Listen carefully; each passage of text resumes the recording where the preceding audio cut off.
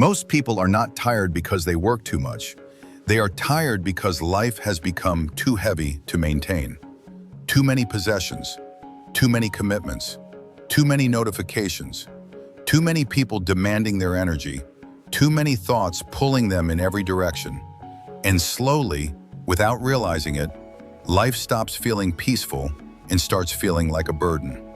There is a Japanese Zen saying, "The garden that requires the least effort to maintain is the one designed with the most wisdom."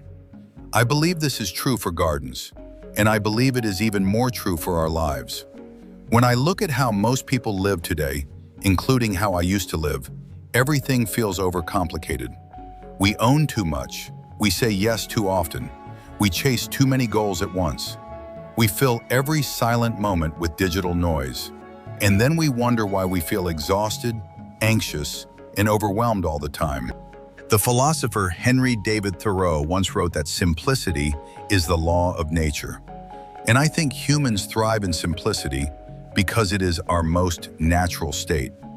When life is simple, you can finally see clearly. You can see what matters. You can see what doesn't. You can breathe again.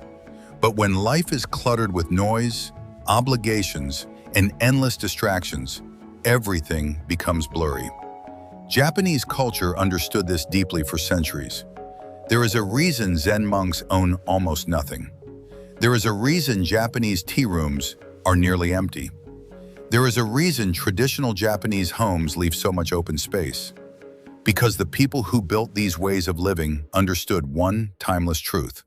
The less you carry, the further you can walk. My grandfather lived this way naturally. His life was simple, quiet, and incredibly peaceful. One day I asked him how he managed to stay calm no matter what happened. He smiled and said, "Hiroto, I removed everything that disturbed my peace. What remained was life." That sentence stayed with me. So today I want to share the Japanese approach to building a low-maintenance life. The principles that simplified my habits, my finances, my relationships, my mind, and gave me a kind of peace I never thought was possible. Let's begin. First, simplify your possessions. Own less and breathe more. This is the foundation of everything, because when you own too many things, every single item demands a small piece of your time and attention.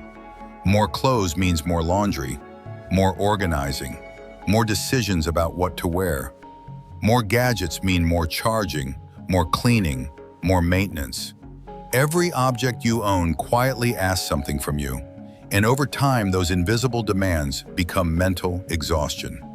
In traditional Japanese homes, the philosophy has always been to own only what serves a clear purpose.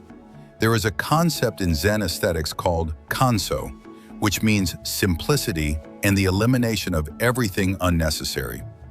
When I first moved to Nagoya, I brought far too many things with me. My apartment felt crowded. My mind felt crowded too. So over a few weekends, I slowly let go of almost half of what I owned. I donated some of it to a small orphanage in Nagoya that I visit regularly. And every time I walk through those doors and see the children smiling with so little in their hands, I am reminded of something powerful. Happiness does not come from owning more. It comes from needing less. Start with your possessions. Let go of what you do not need. Your room will feel lighter, and your mind will quietly follow. Second, simplify your daily routine and reduce decision fatigue. Every decision you make throughout the day uses a little piece of your mental energy. What to wear, what to eat, when to work, when to reply, what to do next. By the end of the day, your brain feels tired, not because life was hard, but because you were forced to choose too many times. In Japan, routines and rituals are deeply valued because they remove unnecessary decisions. A tea master does not wake up wondering how to prepare tea. The process is the same every single time. And that consistency frees the mind to be calm and present. I applied this idea to my own life. I created a very simple morning routine that I follow without negotiation. I wake up, drink warm water, clean my space for 5 minutes, make green tea, go for a short walk. Then I sit down to work. I wear similar clothes most days. I eat similar breakfasts most mornings. By removing all those tiny decisions, I arrive at my work with a clear mind instead of a scattered one. Simplicity is not boring. Simplicity is efficient peace. Third, simplify your relationships. Choose depth over quantity. Many people today are socially connected but emotionally exhausted. They know too many people, yet feel deeply unseen. In Japan, friendships often tend to be fewer in number, but much deeper in trust and quality. People invest in a small circle they truly care for. When I was younger, I tried to maintain connections with everyone. I answered every message, accepted every invitation, forced every fading friendship to survive, and it drained me. My grandfather had a very small circle of friends. One day he told me, "Hiroto, a garden with 100 flowers looks beautiful from far away, but a garden with 5 flowers that you water every day gives you real joy." I never forgot that, so I slowly simplified my social life. I stopped chasing approval. I stopped forcing connections that felt heavy, and I poured my energy only into the people who genuinely nourished my heart. Not every relationship deserves lifetime maintenance. Choose the ones that give you peace. Fourth, simplify your emotions. Stop carrying what is not yours. This changed my inner life more than almost anything else. Many of us are walking through life carrying emotional luggage that does not even belong to us. Other people's drama, other people's criticism, other people's expectations, other people's bad moods. We absorb everything and then wonder why our chest feels heavy. In Zen Buddhism, there is a famous story about 2 monks who meet a woman at a river crossing. One monk carries her across the river.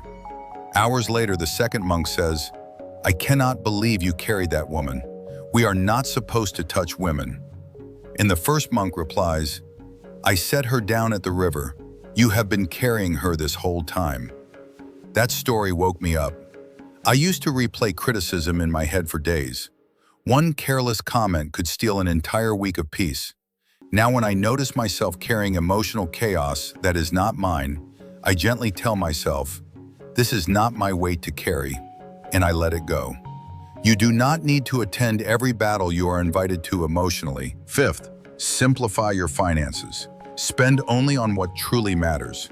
Financial stress silently destroys peace. Not always because people earn too little, but often because they spend without awareness. In Japan, there is a traditional budgeting practice called kakeibo. Before spending money, you pause and ask, "Do I truly need this? Will this genuinely improve my life?" When I started practicing this, I realized how much money was leaking into meaningless impulse purchases. Small things, random subscriptions, unnecessary online shopping, temporary cravings. None of it made me happier. So I created a simple, personal rule. I spend freely on the things I deeply value: good tea, books, quiet experiences, and visiting the orphanage in Nagoya. And I spend almost nothing on things that do not truly matter to me. Money feels lighter when it moves toward meaning. Spend on what feeds your soul, not on what distracts your emptiness. 6. Simplify your food. Modern eating has become unbelievably complicated. Calories, macros, supplements, conflicting diets, rules upon rules upon rules. Food has become a stressful equation instead of a peaceful ritual. In Japan, the traditional approach has always been refreshingly simple. Eat mostly whole foods. Eat rice, vegetables, fish, soup, fermented foods. Eat slowly, eat with gratitude, and stop when you are about 80% full. There is calm wisdom in that. I used to obsess over exact nutrition numbers. Every meal felt like a math problem. Then one day I realized, a healthy life cannot be built on anxious eating. So I let the obsession go. Now I cook simple meals at home. I eat slowly, and I try to feel nourished instead of controlled. Food becomes healing again when you stop fighting it. 7th, simplify your health and your rest. In modern culture, health is often treated like punishment. extreme workouts, rigid plans, guilt, pressure. But in Japan, health has traditionally been built on consistency and gentleness. People walk daily. They stretch naturally. They bathe in hot water at night. They sleep at regular hours. Simple habits repeated for decades create powerful results. I stopped chasing intense routines that left me exhausted. Instead, I walk every morning. I stretch every evening. And my evening bath became a sacred ritual to tell my body, you are allowed to soften now. Your body does not need violence. It needs loyal care.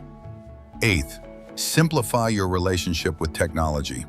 This may be one of the hardest in our time, because every free moment now gets swallowed by a screen. We wake up and check our phones. We eat while scrolling. We rest while consuming more noise. And little by little, our attention becomes fragmented. I started setting simple boundaries. I do not touch my phone for the first 30 minutes after waking. I turned off unnecessary notifications. I removed social media apps from my home screen.